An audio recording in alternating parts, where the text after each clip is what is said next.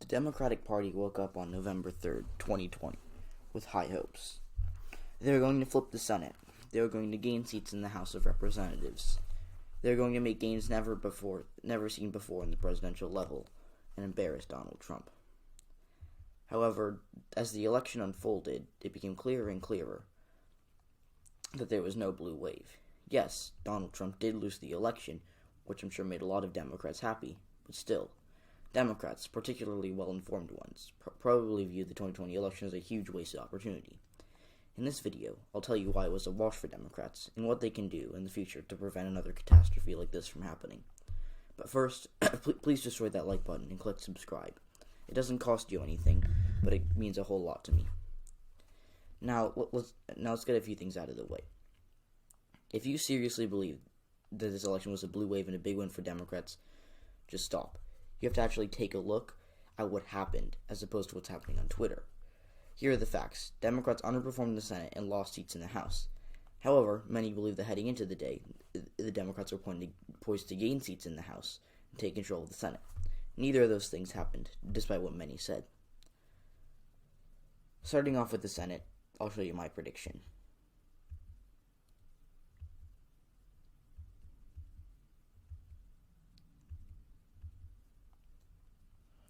These are other people's predictions, by the way.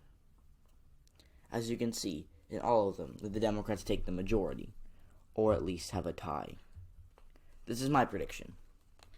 As you can see, I was playing wrong in two states, the first being Maine, and Susan Collins shocked the political world, more on that later, and the second bad pick was the Tar Heel state, where I also predicted that Cal Cunningham would unseat Tom Tillis. I could technically be wrong on both Georgia elections, where I predicted 2 GOP wins, and the Democrats could win the runoffs, but I don't see that happening.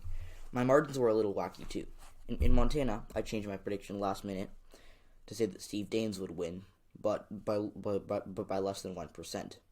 In reality, he won by nearly 10. I also said that I would be the second closest race behind Montana, but Joni Ernst won re-election by a healthy margin of 6%. Now, notice how all these projections that I got wrong favor the Democrats.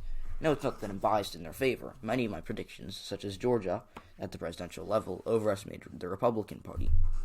The reason I was wrong was because the Democrats had bad strategy that I didn't acknowledge. And my Senate predictions, by the way, weren't particularly unique. As I mentioned earlier, everyone had Susan Collins losing. Look at the tweet at the bottom left of your screen. Apparently Susan Collins can't crack 43%. So, yeah. This feels like a good place to start, actually. Now, as we know, Sarah Gideon was favored to win this race, and most left Collins for dead. Gideon's campaign was mainly focused on vote Susan Collins out, rather than giving actual talking points to voters about issues close to home.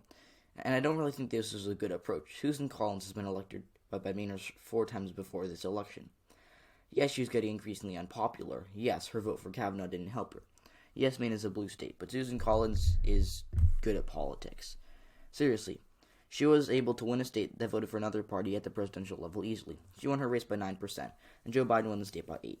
Another reason she won was because of the our senator tactic. And by the way, I just want to clarify that the polls were horribly wrong, once again. But yeah, the our senator tactic really helped her.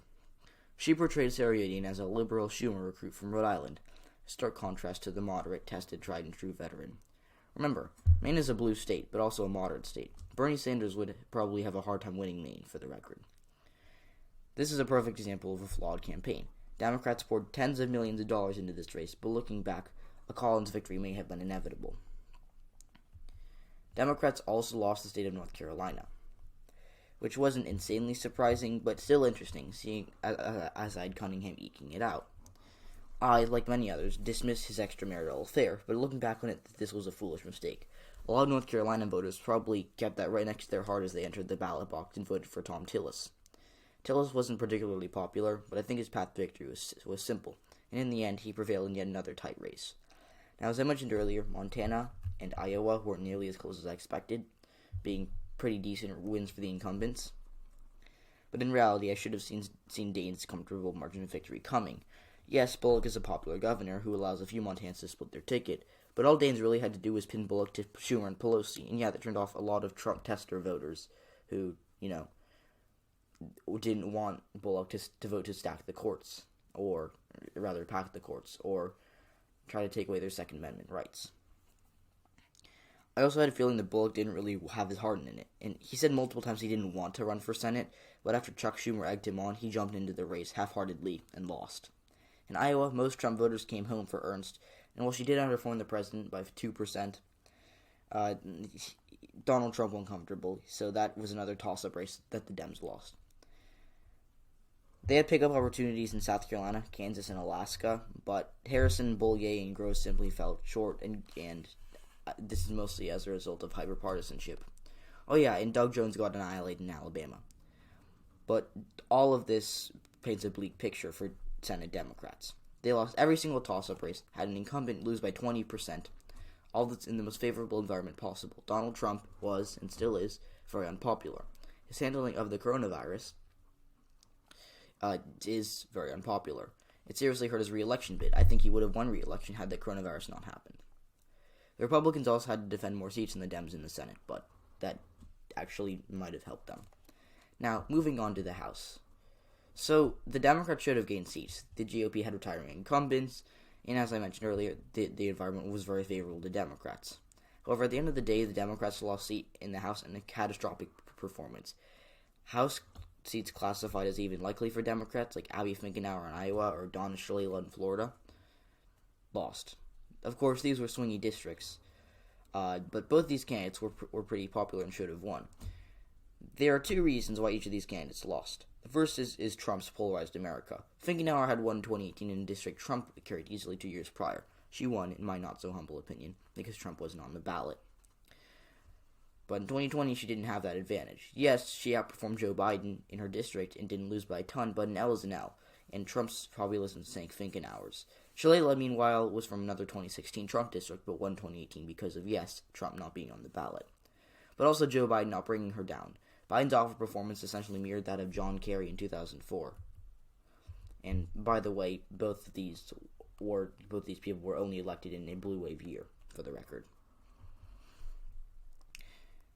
And while Biden ultimately won the election, Shalala wasn't so lucky, seeing as she was from a swing state that he did horrible in. Biden's lackluster performance with the Latino vote hurt Shalala down the ballot, and many of the Clinton-Trump Latinos broke for Maria Elvira Salazar, Shalala's Republican challenger. The second reason both of these candidates lost was because of Trump tying them to socialism. This has been a Republican tactic for a while, but it's just gotten easier for the GOP to do since Bernie Sanders and Alexandria Ocasio-Cortez hit the scene. This works very well in places like Florida, where Hispanics swung from moderate Democrats to Republicans. Most of the Latino voters in southern Florida, where Shalala's district is, come from Cuba or Venezuela, fleeing failed attempts at socialism. It's very easy to turn off these voters. You have to make this socialist label stick. And while Shalala is far from a socialist, pitting her to socialism turns off at least a few voters. And that can mean everything in a tight race. As for Finkenauer, socialism hurt her too. Yes, populism and progressivism can be popular in a Midwestern state like Iowa, but socialism, yeah, Iowans will probably pass.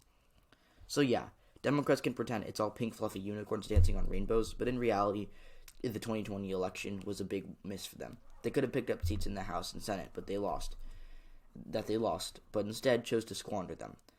I'm UAP, and I hope you enjoyed this video. Please be sure to check out my other videos as well, and subscribe if you haven't already. We're currently at 2.98 thousand subscribers, so please get me to 3,000, and I'll see you all in the next one. Thank you, and have a great rest of your day.